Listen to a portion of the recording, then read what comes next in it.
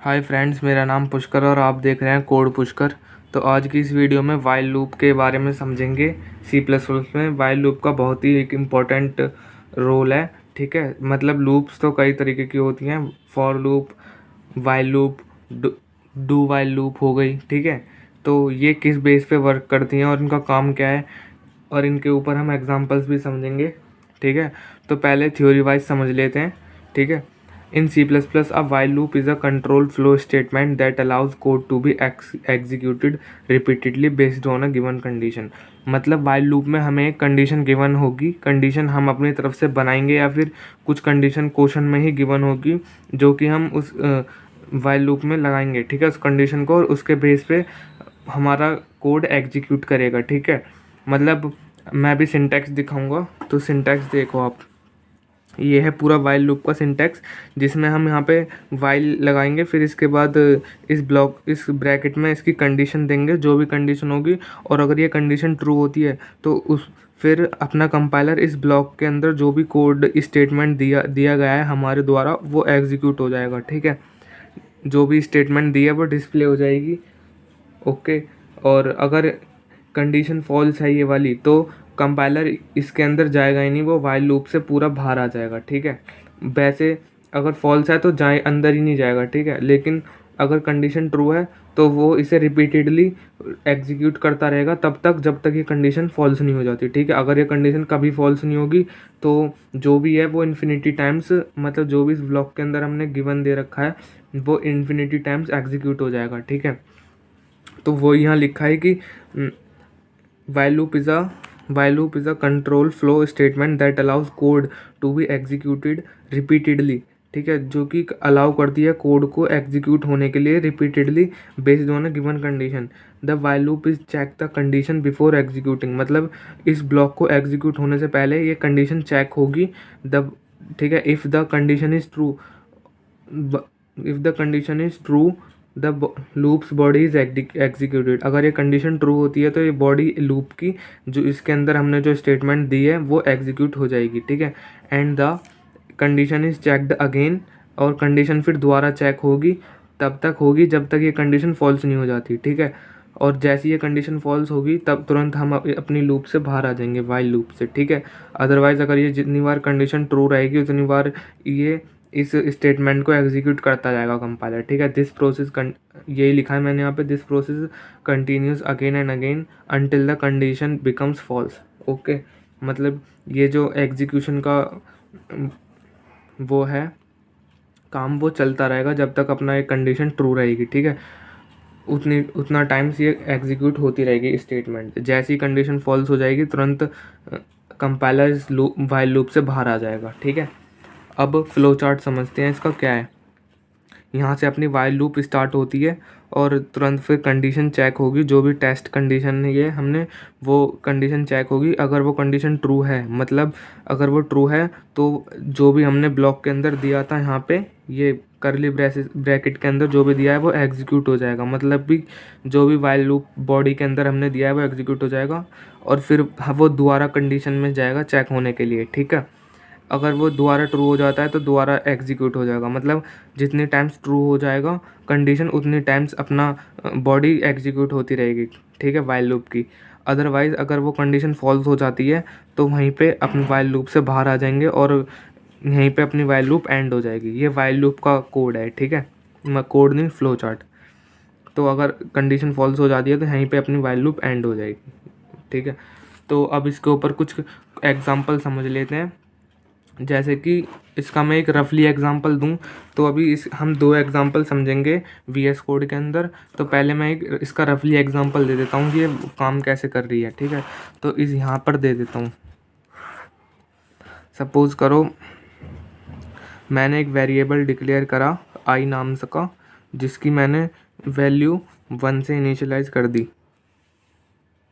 ठीक है, अब मैं चाहता हूँ कि मुझे काउंटिंग प्रिंट करवानी है 10 तक।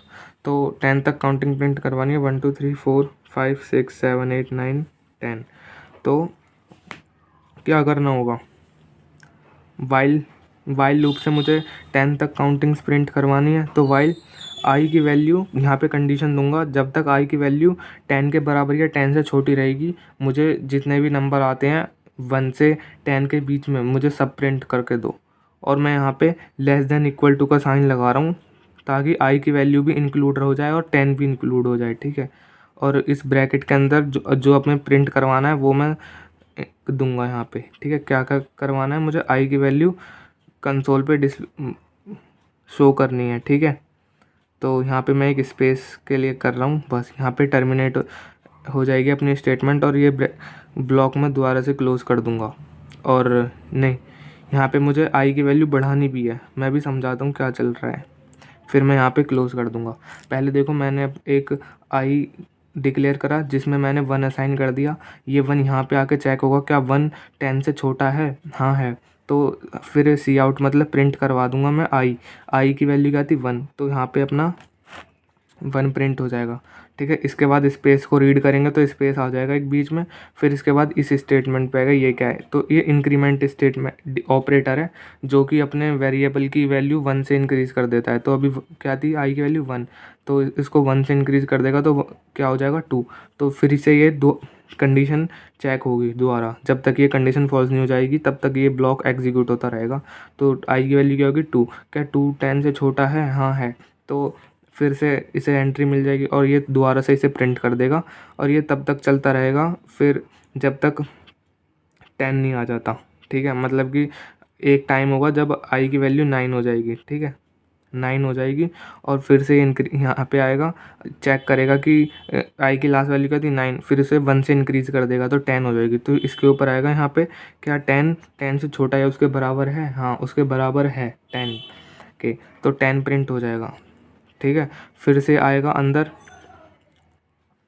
10 प्रिंट हो जाएगा और फिर यहाँ पे आएगा, अब 10 की वैल्यू फिर से 1 से बढ़ा देगा तो 11 हो जाएगी, फिर ऊपर जाएगा क्या 11 10 से छोटा है या उसके बराबर है, तो यहीं पे कंडीशन फॉल्स हो जाएगी और यहीं से अपना कंपाइलर वाइल लूप से बाहर आ जाएगा, ठीक है। यहीं पे जो कम वाइल लूप का काम था वो एंड हो जाएगा, अपनी काउंटिंग्स 1 से 10 तक प्रिंट हो जाएगी, ठीक है।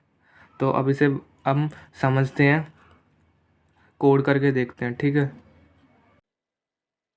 हाँ, तो मैं अब यहाँ पे कोड करता हूँ, ठीक है, कि कैसे हम 1 से 10 तक या n नंबर तक काउंटिंग प्रिंट कर सकते हैं, ठीक है।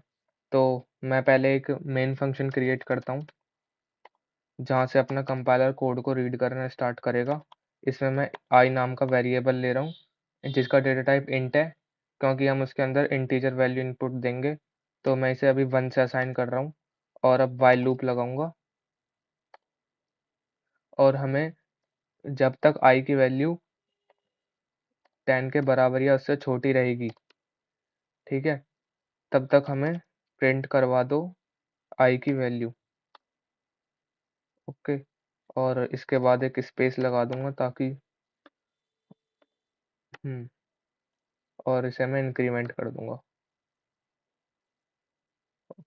हाँ, बस इतना ही है, अभी ये कोड इजी है, ये वाला इजी है, सबसे बेसिक एग्जांपल है व्हाइल लूप का, ठीक है।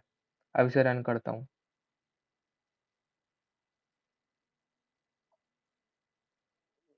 चलो भाई, हो गई प्रिंट 1 2 3 4 5 6 7 8 9 10। सपोज करो मुझे n नंबर तक करनी है और वो मुझे n नंबर नहीं पता, n मैं बस इनपुट लूंगा यूजर से, तो मैं एक n डिफाइन कर सकता हूँ यहीं पे जिसका डेटा टाइप भी इंट होने वाला है और मैं यूजर से मांग सकता हूँ कि n की वैल्यू पहले इनपुट दो, enter the value of the n, ठीक है। और सी इन फंक्शन का इस्तेमाल करूंगा जो कि इनपुट लेने का काम आएगा। यहाँ पे मुझे ये लगाना है बस। अब देखते हैं, n की वैल्यू इनपुट देता हूँ, सपोज करो मुझे 50 तक काउंटिंग प्रिंट करवानी है तो 50 में एंटर दे रहा हूँ, तो ये हो गया, ठीक है। 50 तक काउंटिंग्स प्रिंट हो चुकी है।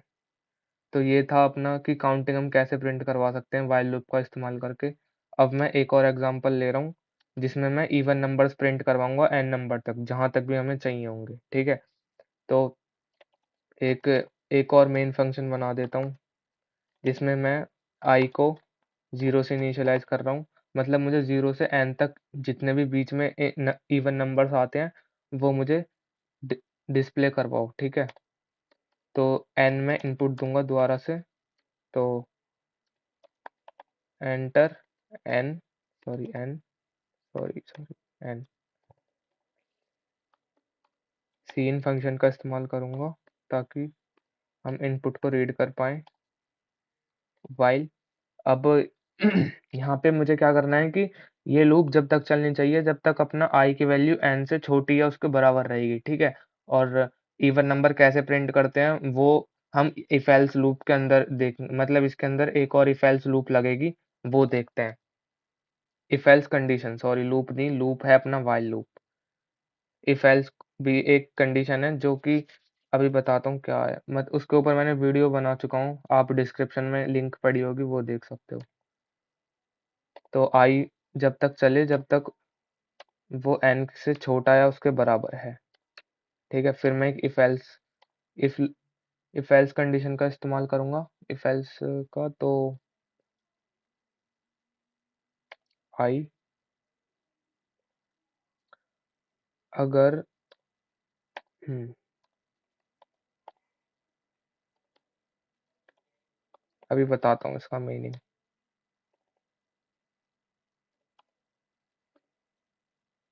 हाँ, तो यहाँ पे क्या करा है कि मैंने व्हाइल लूप में दिया है कि ये व्हाइल लूप तब तक एग्ज़ीक्यूट होनी चाहिए जब तक i की वैल्यू n से छोटी या उसके बराबर नहीं होती, ठीक है? और फिर ये जैसे ही अगर n के कोई i की वैल्यू छोटी है तो व्हाइल लूप के अंदर आएगा और इफ कंडीशन को पढ़ेगा कि अगर सॉरी यहाँ पे 2 आएगा, ठीक है? क्योंकि मैं अ, इवन नंबर प्रिंट करवा रहा हूँ और इवन नंबर क्या होता है कि हम किस 2 की टेबल से अगर उसे डिवाइड करें तो रिमाइंडर 0 बचना चाहिए। तो अगर i है जो कि काउंट मतलब वो काउंटिंग्स आई है जो कि अपना प्रिंट करेगा, ठीक है, नंबर्स को।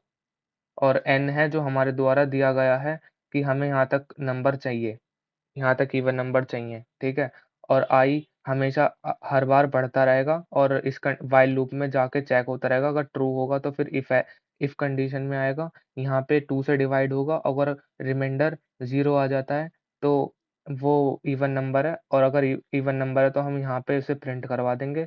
और अगर इवन नंबर नहीं है वो, मान लो कि वो इवन नंबर नहीं है, तो मैं यहाँ पे प्रिंट करवाऊँगा। मतलब कि अगर इवन नंबर नहीं है तो वो इफ लूप से बाहर ही आ जाएगा, ठीक है? अभी दिखाता हूँ, देखता हूँ। n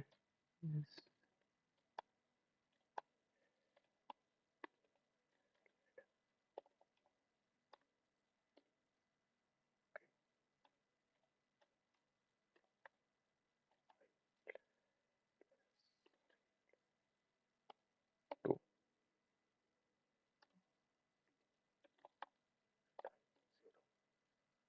इसे रन करके देखते हैं।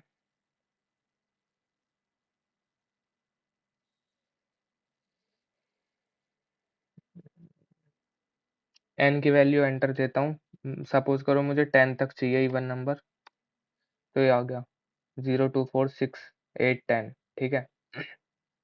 अब यहाँ पे हुआ क्या है कि मैंने n की वैल्यू एंटर दी और 10 आ गया, और ये जब तक चलेगा जब तक i की वैल्यू 10 के बराबर या उससे छोटी रहेगी, ठीक है? तो फिर ये इफ कंडीशन में आएगा और यहाँ पे चेक होगा आके कि अगर i 2 से डिवाइड होने पे उसका रिमाइंडर 0 आता है तो मतलब वो इवन नंबर है, तो वो यहाँ पे प्रिंट हो जाएगा, ठीक है? और अगर वो इवन नंबर नहीं है तो वो ये एल्स में नहीं आएगा।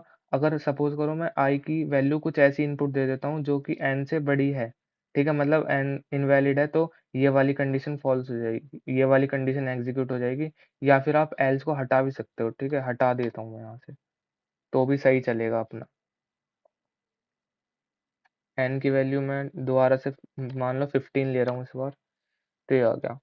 तो एल्स को हटा दिया और हटाना ही ठीक है, ठीक है? क्योंकि ये मैंने खुद अभी करा है, पहले देखा नहीं था, तो इसलिए मैंने एल्स को लगा दिया। अब एल्स को आप मत लगाना, हमें बस इफ कंडीशन ही चेक करवानी है। अगर वो 0 से 2 से डिवाइड होने पे 0 रिमाइंडर आ रहा है, तो वो इवन नंबर है और उसे हम प्रिंट करवा देंगे, और फिर उसके बाद